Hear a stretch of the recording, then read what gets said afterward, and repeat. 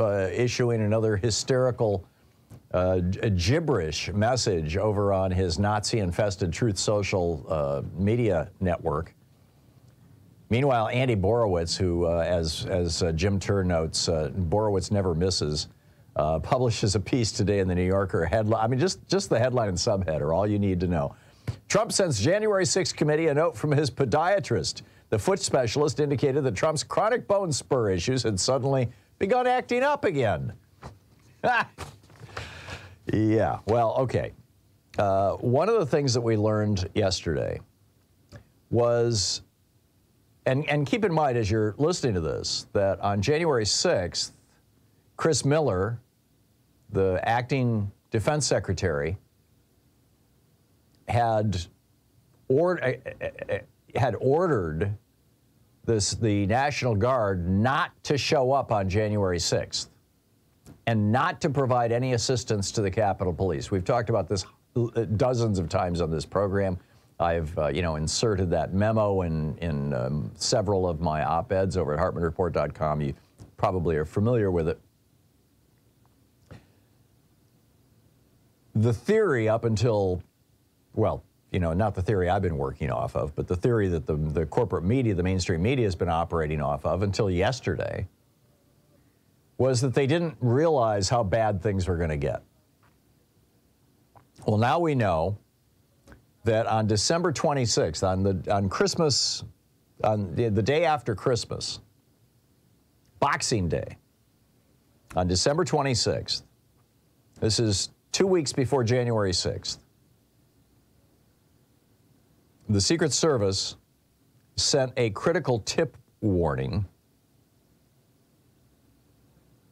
received a critical tip warning that said, quote, their plan, it was talking about the Proud Boys. It was from an informant. And this person told the Secret Service, again, the Secret Service charged with protecting the president and vice president, told the Secret Service their plan is to literally kill people. They're referring to the Proud Boys. Please take this tip seriously and investigate further. They think that they will have a large enough group to march into D.C. armed and will outnumber the police so they can't be stopped. More than 10 days beforehand, the Secret Service knew about this. The FBI knew about this. Christopher Wray was running the FBI. He is still running the FBI. What the hell?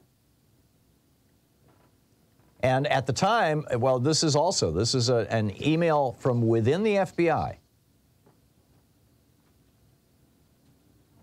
from the head of an FBI field office, who is writing to one of his colleagues within the FBI in Washington, D.C. He says, from my firsthand and secondhand information from conversations since January 6th, there is at best a sizable percentage of FBI employee population that feels sympathetic to the group that stormed the Capitol and said it was no different than the Black Lives Matter protests of last summer.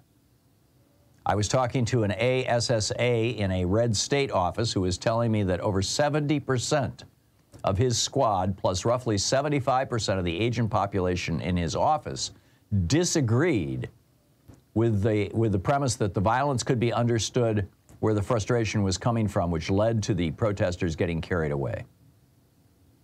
In other words, they thought it was just fine. He goes on to say TVs in that squad room space were tuned to far-right channel Newsmax. Those TVs previously were tuned to Fox News, but post-election the group found that Fox was, quote, playing to the left and reporting fake news, end quote. I've spoken to multiple African-American agents who have turned down asks to join SWAT because they do not trust that every member of their office's SWAT team would protect them in an armed conflict.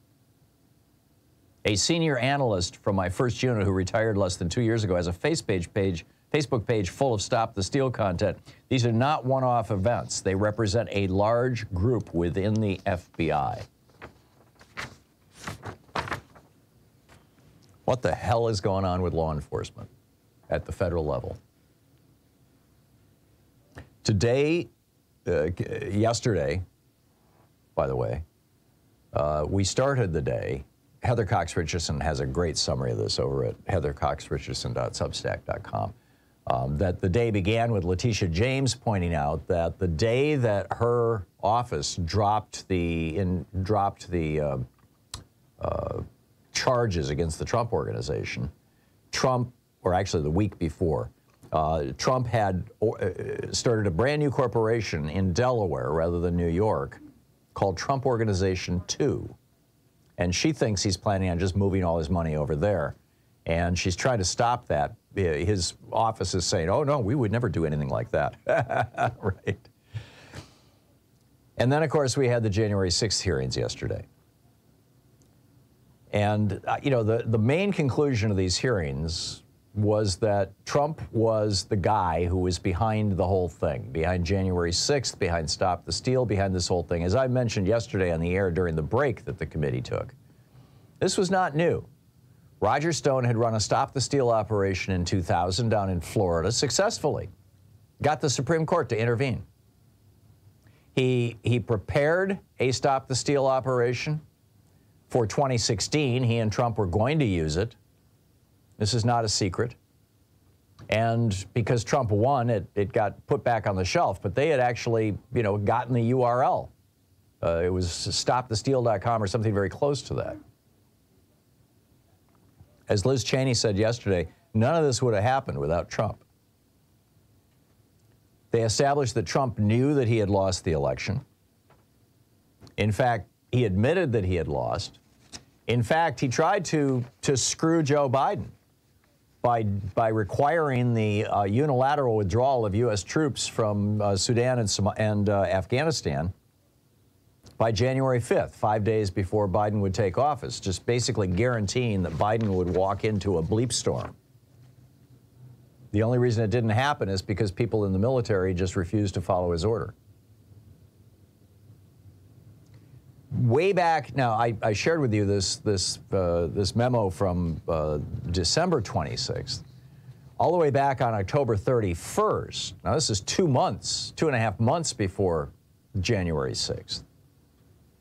Tom Fitton of Judicial Watch drafted a memo for Trump to read on November 3rd, on the day of the election. Quote, "We had an election today and I won." On that same day, October 31st, Steve Bannon told a private group that Trump was going to, quote, "declare victory. Doesn't mean he's the winner. He's just going to say he's the winner." Now, this was back in October.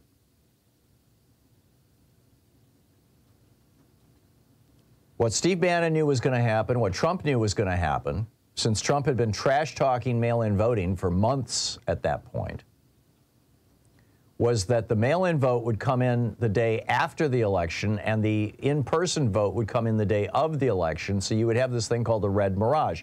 It would look on November 3rd like Trump was winning right up until bedtime, and then the next day you'd have, you know, the mail-in ballots counted and hey, look at that, Joe Biden just won.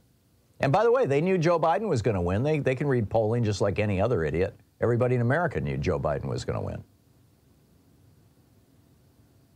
But Trump, nonetheless, went on television on Election Day and said, "I've won." He did it. And in fact, he called for an end to the voting. Cassidy Hutchinson, she was the chief aide to Mark Meadows, Trump's chief of staff. She said Trump was raging. He said, quote, "I don't want people to know that we lost. This is embarrassing." He pressured, you know, Brad Raffson, perjurer. "I just want to find 11,780 votes." He pressured the Justice Department. He said, "Just say the election was corrupt and leave the rest to me and the Republican congressman." He tried to replace Jeffrey Rosen as the acting attorney general. This was after Bill Barr resigned because he wouldn't go along with the Stop the Steal lie with Jeffrey Clark. And he only backed down when the entire Justice Department senior staff threatened to resign if Clark was put in charge. And then when that didn't work, he tried throw it to the states. When that didn't work, he fell back on violence in the Capitol. Jason Miller, who was a senior advisor to the Trump campaign, forwarded a link from a pro-Trump website to Mark Meadows a week before January 6th with a note saying, "I got the base fired up." And that webpage said, quote, "Gallows don't require electricity. If the filthy commie maggots try to push their fraud through, there will be hell to pay. Our lawmakers in Congress can leave one of two ways. One, in a body bag. Two, after rightfully certifying Trump the winner." The crowd was armed, and Trump knew it. He tried to get rid of the magnetometers. He tried to let in the people with weapons. And at the very moment Mike Pence was his life was most at risk, that was when Trump tweeted, "Go get him," basically. Pence has let us down. They also pointed out that more than 30 witnesses have refused to testify, have invoked their Fifth Amendment rights in response to questions having to do with Trump. So I think it's pretty clear what happened. Donald Trump committed multiple crimes in pursuit of ending democracy in America and establishing himself as America's first dictator.